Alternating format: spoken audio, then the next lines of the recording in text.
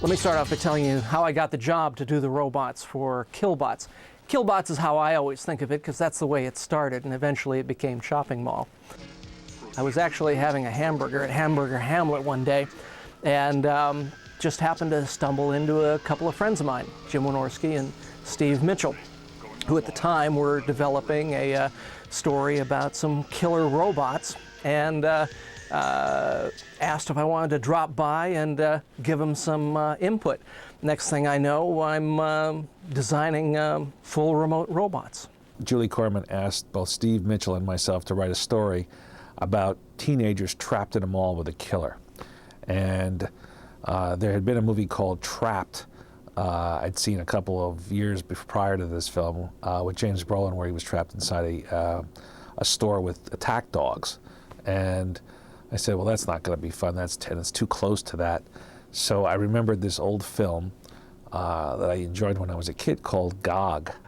It was very clear cut as to which direction we were going with the Killbots from the very beginning. Because Jim turned to me and said, now listen, as far as these Killbots go, you ever see Gog? And I went, yeah, I want an updated version of Gog. And I went, I got it. I know exactly what you're after.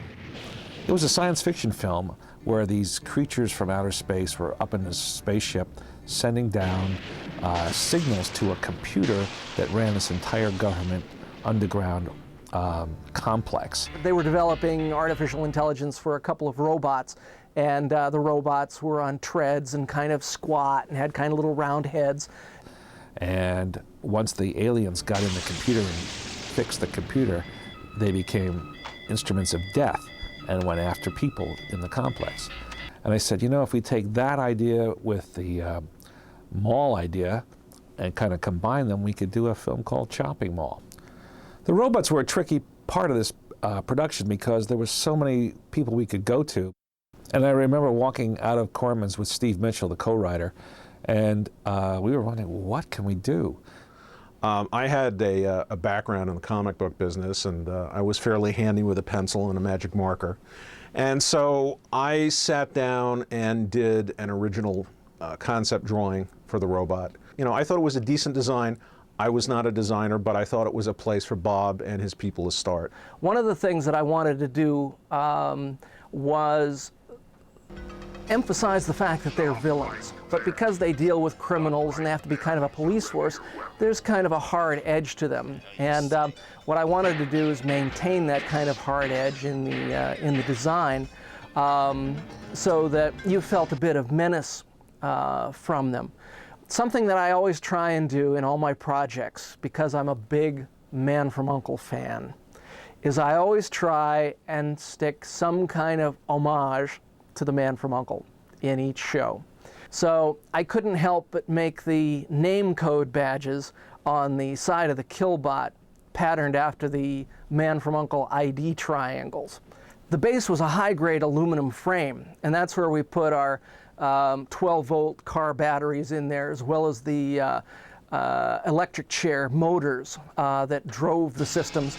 And then over this aluminum shell, we then put fiberglass shells over that, again trying to keep the robots as light as possible to kind of offset the fact that, you know, the wheelchair motors and the battery itself made them extremely heavy. Even though they were heavy, one of the things that we wanted to do was we wanted to try and make them as fast as we possibly could. We clocked the robots at about 8 miles an hour in the end result, which is pretty doggone fast. When I started the project, I did a lot of research on how tanks actually function. The treads are actually conveyor belts, plastic, high-tech, high-impact conveyor belts used. Actually, you'll see them in sushi bars that take the little trays around. Then what we did is put rubber striping on the treads to give them traction, because the engines, the motors that we used in the Killbots were strong enough so that if we didn't have traction on the treads themselves, they'd actually just skid in place. They had so much power. One of the things that I found was that by using roller skate wheels, We could support the bodies really well. So those little wheels that the killbots are running on are actually roller skate wheels. The day we demonstrated the robots for the Cormans, a very nervous day indeed. You're always nervous about debuting anything in front of somebody. You never know exactly how they're going to respond. Number one, you don't know how they're going to respond. Number two, you don't know how your creature's going to respond. Fortunately, everybody was in sync, and we seem to have gotten the thumbs up from everybody on the first day. But absolutely nervous, yes indeed, and especially if it screwed up, what Jim was going to do to us. As a director, I was quite anxious the first night because I didn't know how well the robots would move or not move when I called action. They always hit their marks. They actually were able to do things that I didn't expect them to do, frankly. I think because they had constructed them and been working with them for weeks before, they knew every nuance of the robot and were able to do all the wheelies and things that kind of brought the robots to life. I'd seen this film called Capricorn 1, in which two helicopters are kind of the stars, and they look at each other, they turn, they look at each other, and they fly away, and they kind of react to each other's movements. I said, we should do that with the robots in Chopping Mall. And we did, and I think that really helped the people buy the fact that these robots were alive and thinking. And by the way, the voice of the robots is none other than director Jim Wynorski, through some sort of deep filter or bass filter. Thank you. Have a nice day. The big action scene in the furniture store where the robots break through was quite complicated. The sequence outside where they crash through the door was designed by our pyro guy so that the robots would come up, and as soon as they hit the door, he'd blow the glass, and it made it look like the robots actually shot the glass out and they just travel right through the door.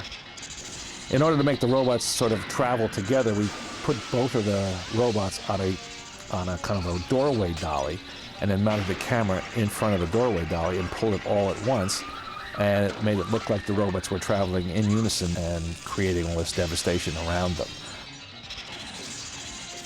We had to rig almost every prop in the store with a squib or a piece of primer cord so it would blow up.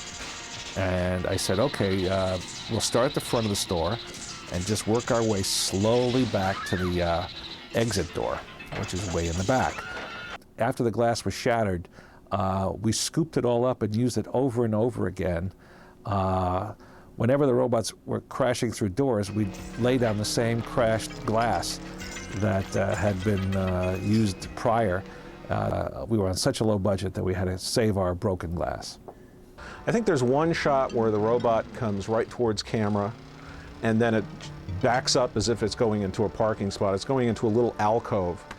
And for some reason, the guys just could not get that one. I mean, I think it took us 5, 6 tries, which was so uncharacteristic. But the thing that was great is that when they got it, it looks perfect. I mean, the thing that was nice about the operating of the robots was there was sort of an effortlessness to a lot of what they did.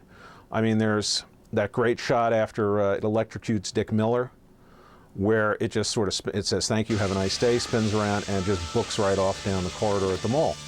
Again, it just seemed so spontaneous, and it seemed like the creature was alive. Then there's also another shot which is kind of amazing, where the robot is in the elevator and it's basically doing a 360. Well, it wasn't that big an elevator, and those robots did have wide bases, and again, the guys who were operating them got them in one shot. Originally, the width of the robots and the treads were made for the Beverly Center, which is where the film was originally going to be shot.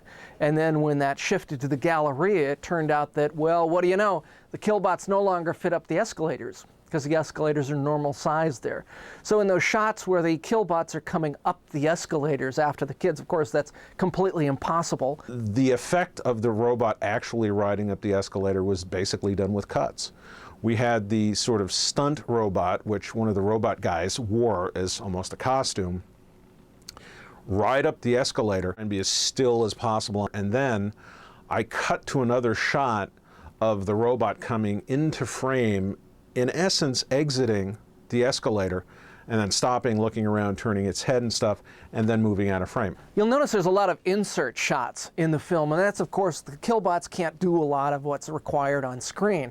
There's a shot where the killbot's lying on its side, and of course it rights itself by stretching its arms out.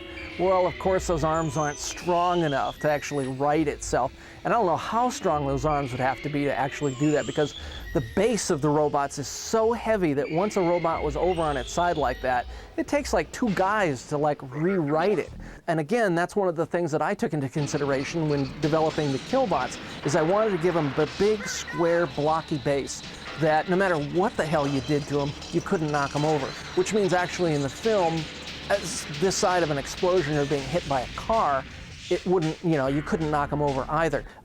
We had an insert chest that we made so that we could do shots of the doors opening and the taser barrels coming out and the tasers firing. All that stuff is all hand done. Again, when you don't need to put mechanics in something, why do it? We discovered that our arms on the killbots were too short to ever reach down and pick something up or really reach out that far and grab somebody. So we had extra arms that were used for insert shots. So they were arms that were separate from the body itself. Those hands, which would be a bear to have designed and executed at that particular time on that particular budget, those are actually little robot grabber claw toys from Japan that we found and integrated solenoids into. And of course, in real life, they sound very plastic, and with some great dubbing and sound effects, they sound very menacing and deadly in the film. One of the things that was really nice about working in the Galleria was the architecture of the Galleria, to me, seemed to be very compatible with the architecture of the robots. They both seemed to be from the same time in the same place. And when I was shooting a lot of my second unit stuff, I always told my cinematographer, Steve Carpenter, let's try and get pieces of them all in every shot we can, whether they're ceilings, rail bars, whatever. Shoot past architectural details towards the robots to, in essence, really tie them to the mall. I wanted to create a sense that the mall and the robots were really one. Roger's Little Shop of Pets. One of the most intriguing and fun scenes, and creepy for me because I'm not a big fan of snakes, tarantulas, and the like. And we had this animal wrangler that came in, and he was showing me these creatures, and he opened a barrel, and all these snakes would be in the barrel. I said, oh, nice, very nice. And then he opened another barrel, and there's little tiny glass boxes with tarantulas in them.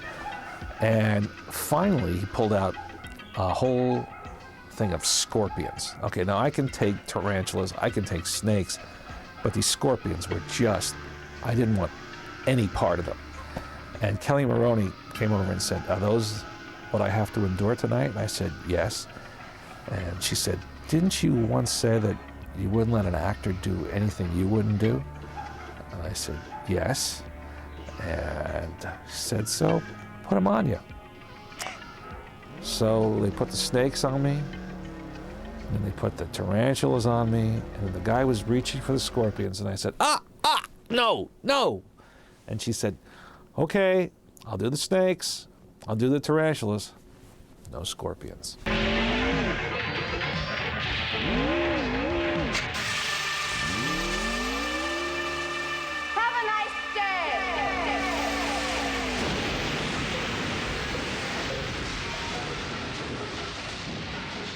We had 5 robots, if I remember correctly, but you know how the brain goes after 20 years. One of the 5 was exploded in the paint store at the end, leaving us with 4 more, and Lord only knows what's happened to all these killbots by now.